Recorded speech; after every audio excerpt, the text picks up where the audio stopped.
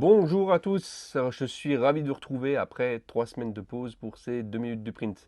Comme vous avez pu le voir, je me suis trouvé énormément d'excuses pour ne pas faire ces vidéos, un rythme de vie intense, quelques déplacements, etc. etc.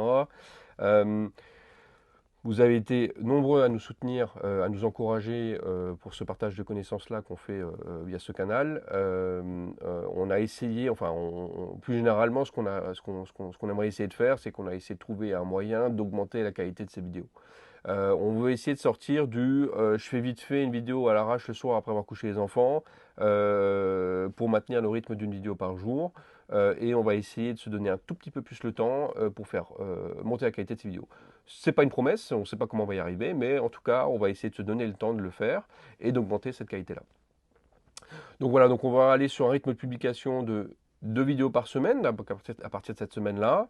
Et puis on va essayer de vous proposer des nouvelles choses, on va essayer de vous montrer des nouvelles choses, et puis on va essayer de faire évoluer ce format. Donc voilà, bah écoutez, voilà. Aujourd'hui, j'avais envie de vous parler de lamination. Et j'avais envie de me contredire sur la vidéo numéro 21 des 2 minutes de print. Alors, j'exagère, je ne vais pas me contredire, mais en fait, il y a un cas particulier dans lequel on ne va pas respecter la pose d'un monomère sur un monomère et d'un polymère sur un polymère.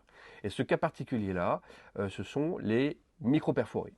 Donc, les micro-perforés, alors vous ne l'avez peut-être pas encore vu sur les laminations, mais en fait, une lamination monomère ou polymère ne sont pas des laminations transparentes. Ce sont des supports qu'on appelle des supports qui sont opalescents. Ça veut dire que lorsque vous posez cet adhésif-là contre une surface, donc quand vous laminez avec un autre PVC, et ben en fait ça va être transparent. Mais dès que vous éloignez votre lamination de l'endroit où vous allez coller, et ben en fait ça va devenir trouble, opalescent et on va pas très bien voir à travers. Comme vous pouvez comme c'est le cas sur du micro-perforé, vous avez des micro-perforations, donc vous avez des petits trous dans lesquels il y a de la lumière qui doit passer, et puis surtout au travers desquels il faut qu'on voit à travers, enfin surtout de l'intérieur vers l'extérieur.